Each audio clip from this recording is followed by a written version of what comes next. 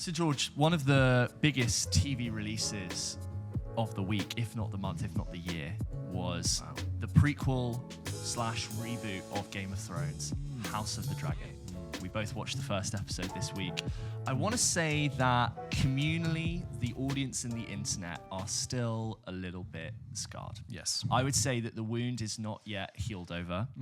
I looked at the trailer and I'm still a little bit like, I watched it, you know what I mean? Yep. But like, it's fair to say it's still fresh in my memory. It's got a lot of work to do. It's got a lot of work to do. You know what was interesting is that my girlfriend said to me, "Oh, Game of Thrones, a new series. You know, I only ever watched 4 seasons." And I was like, "Oh, you've got like some really good seasons left of Game of Thrones."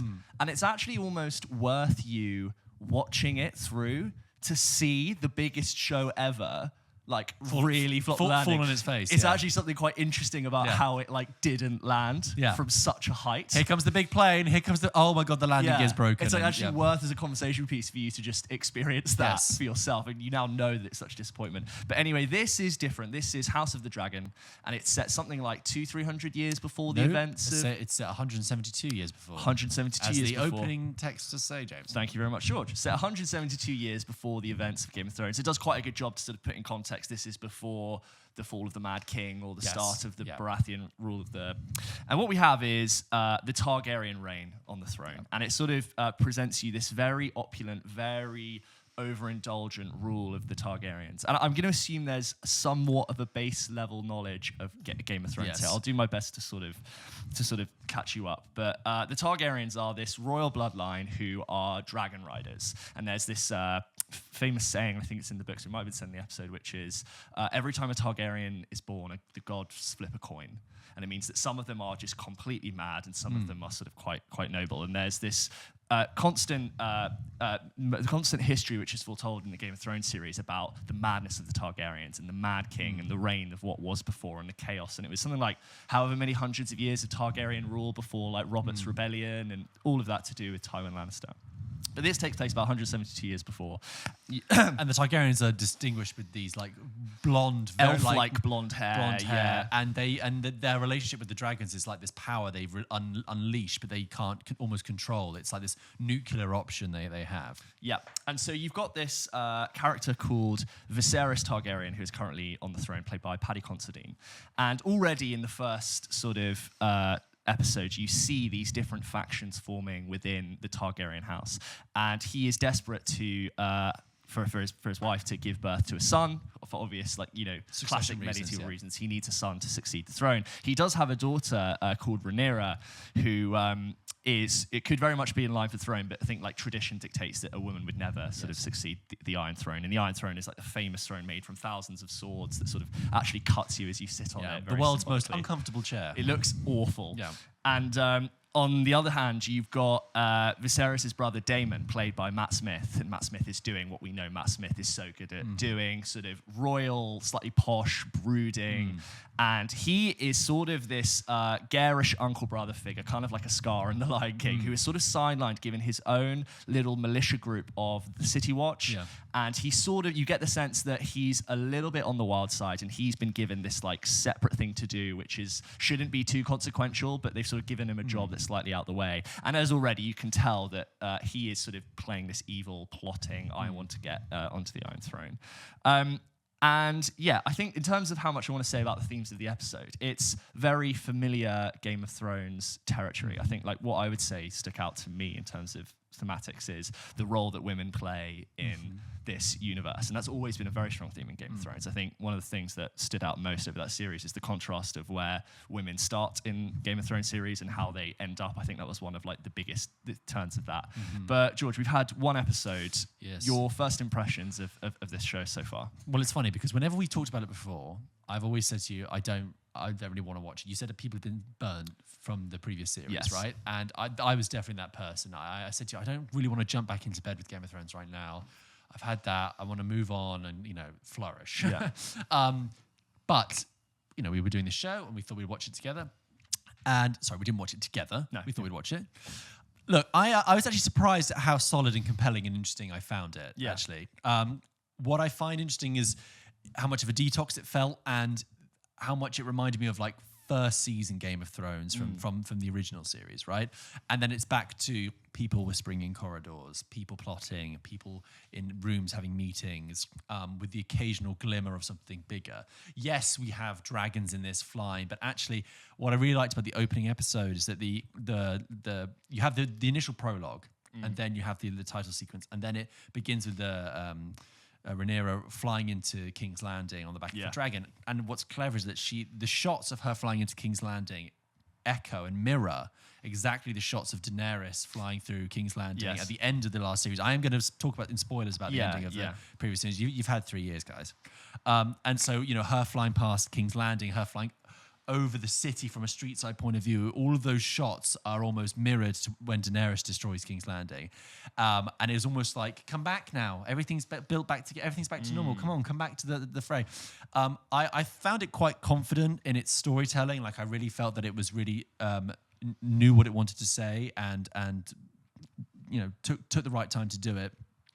I love Matt Smith. Yeah. There's a couple of other people who turned up in this. That was Risa fans. Yeah, Bill Risa fans plays Paterson, the Hand of the King. which I love. And a couple of, moments and reveals. There's one bit with Risa fans with his relationship with his daughter where he says something and I was like, oh my God. Oh dear. That's dark.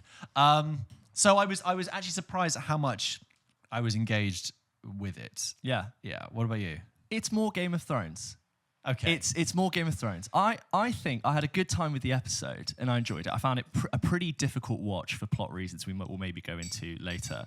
But deliberate. You mean like difficult in terms of like brutality? Yes, in terms of like what it's doing. Like if you had any questions of whether or not it's going to be violent, filled with nudity and sex, you are straight back into it. So they've got you covered.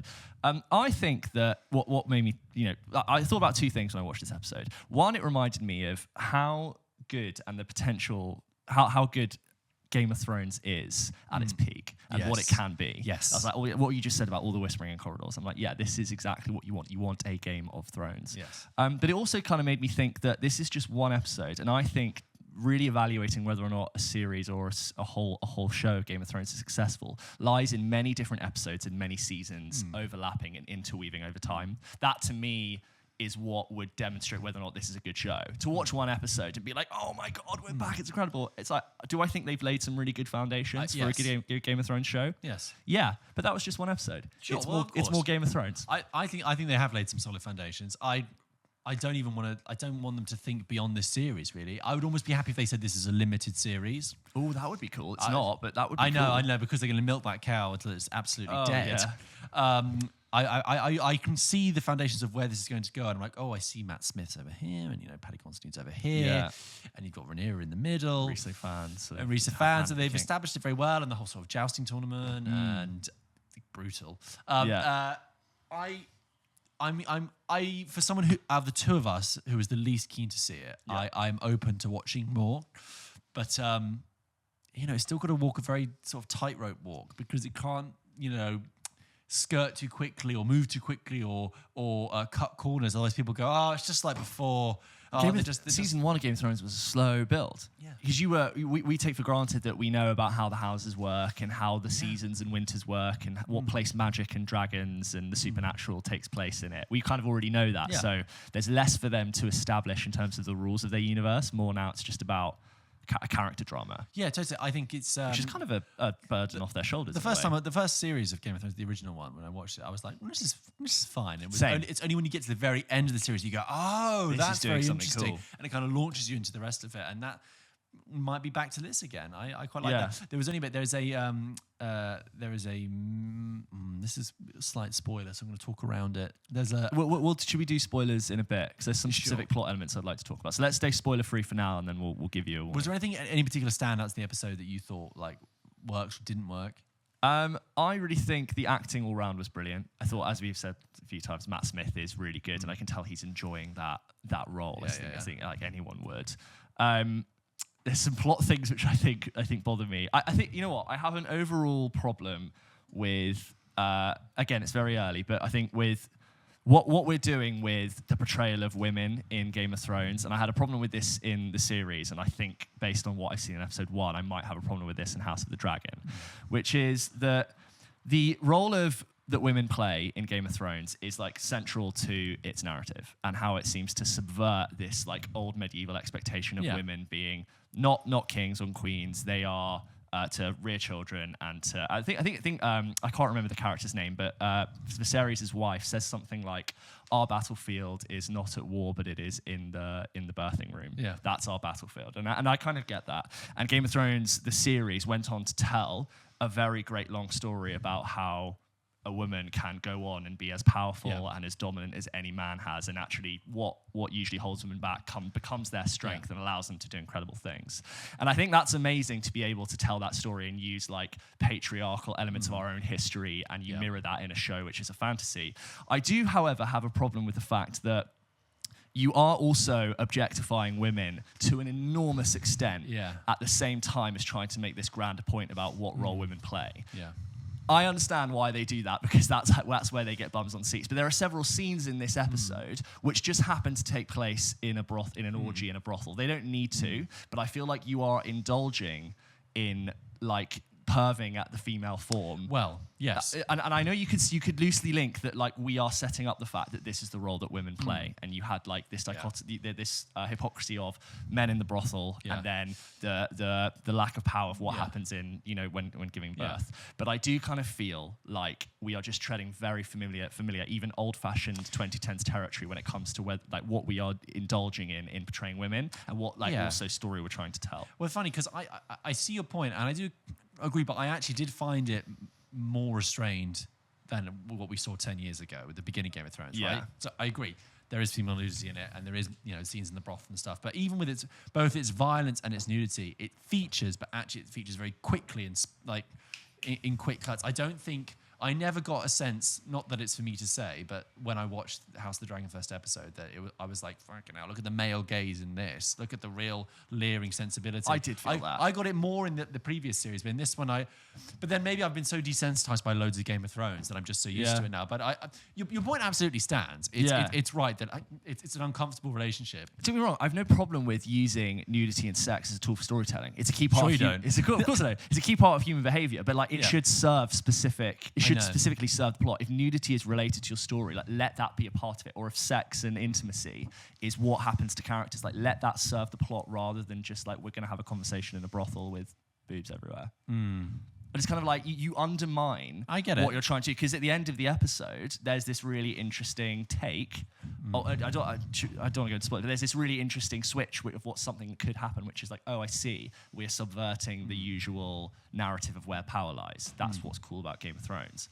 I also just feel like I was perving on women. When you said about like it's more Game of Thrones, I do see your point in that, like, okay, what this episode was like, it reminds us of good old Game of Thrones from the beginning, and it's back in that territory, and it's good. But after a while, what actually is it going to give us that's new? Essentially, the first episode, I'm getting that it's going to be people vying for the throne, right? Yes. Instead of it being lots of families, in this case, it's just one family. Egos, hubris, battles, love. We've got that before, so it's like, what is it you're going to give me that's different, that's a new idea this time? And it's one episode in, but I completely agree. I know, maybe we're overanalyzing. Let's talk spoilers now, shall we? Spoilers.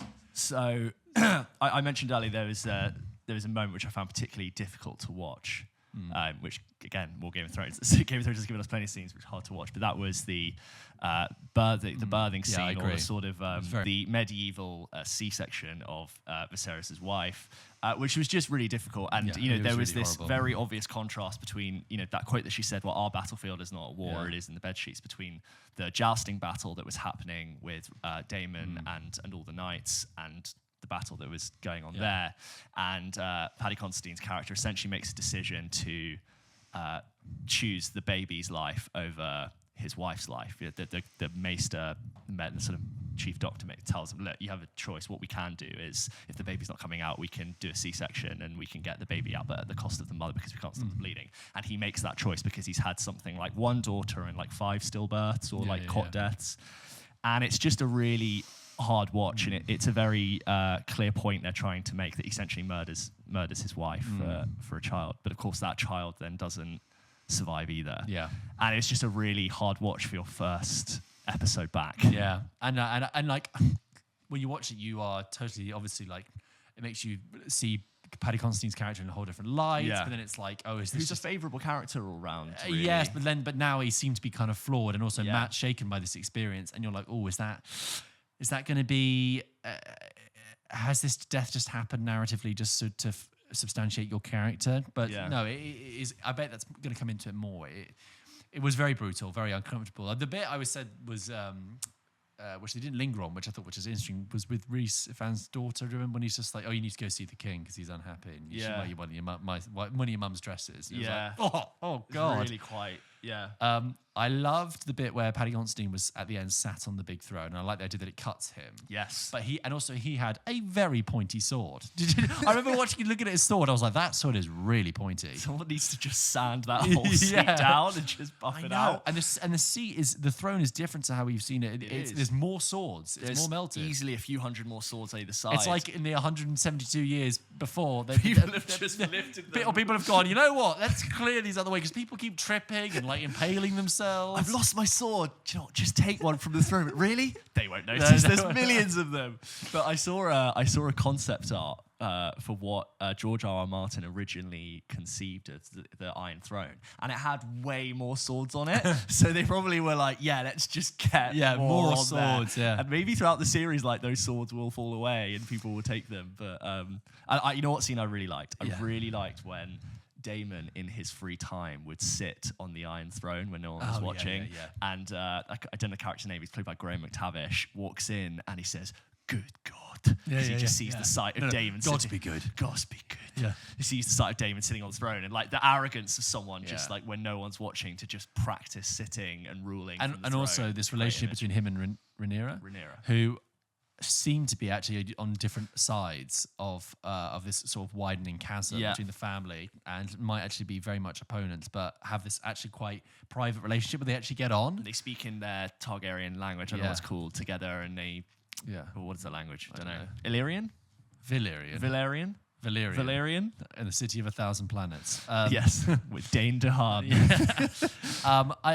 They have that like sort of sibling-esque closeness. There was a moment, because even in like the jousting scene, which was violent and brutal, it never like properly lingered on it. In like, I thought it was still edited quite quickly. Yeah. There's a bit where they almost comment on how brutal it is, and they cut after some guys had his face like maced in and smashed into oblivion. He's dragged away, and one of like the joust hands is just in the corner going. Just like it's like out of focus in the corner. It's just quite funny. It's like, of course, it's absolutely horrible. We're back with more Game of Thrones. Will you watch more? Yes. You'll watch it to the end of the season. I think I'll watch it to the end of the season, and I'll come back and talk about season 1. How many episodes? I assume it's 8 or 10. I hope it's just 8. Do you think? I think so. Because again, I don't know. I think their objective for this season should be like, come back in, tell a good story, and just reassure people that Game of Thrones can still deliver you a good time. Yeah. I wonder what it has to keep you going apart from the personal king drama. Because Game of Thrones always had this like tease of dragons. And I really liked the first series of Game of Thrones. Like the supernatural element was really played down. You didn't really see White Walkers for a while. And there was this whole thing like, White Walkers, don't be silly. Those are just things told by maidens to scare children to bed. There's no such thing. That was Tyrion Lannister, but there's no such thing. I think it's all about the dragons and how they can't control them. Actually, I think it's this thing. He says in the episode, we've tapped to the power that we don't really know and we don't understand. We should never have tamed dragons. Yeah. And there's a big scene about a dragon flying down and the dragon hands getting the dragon to go into its cave, its shelter, and I think that's going to come into about their relationship and how they can control that. It's not just the Targaryens that need to be brought to account. I think that about getting groceries delivered in 15 minutes. It's like we shouldn't have that power. We should. It's too quick. I know the hubris. I think one day we'll look back at society and be like, "What? You could just get groceries in 12 minutes? Of course, we're about to have an apocalypse. Yeah. Or a 9-minute Amazon drone delivery. Yeah, that's just not. Yeah. Anyway. Quite a strange comparison. Anyway, if you've seen House of Dragon and you have some thoughts, let us know. We would love to hear your thoughts. You can send us an email at hello@pulpkitchenpodcast.com. If you send us an email, maybe I'll update thoughts with episodes as they're coming along, but I reckon I will aim to watch the show, and then by episode 8 or 10, whenever it's done, we'll do sort of another chat. But yeah. Let's keep watching. Let's see where this goes. You know what? It's so early, and I feel like we've overanalyzed a lot. Sure. And we're seeing both being very we've praised it and we've been quite critical. But on the whole, I was interested in how into it I was compared to how uninterested I was in watching it. You could have been bored and you weren't. I was not. No. Let's see how it goes.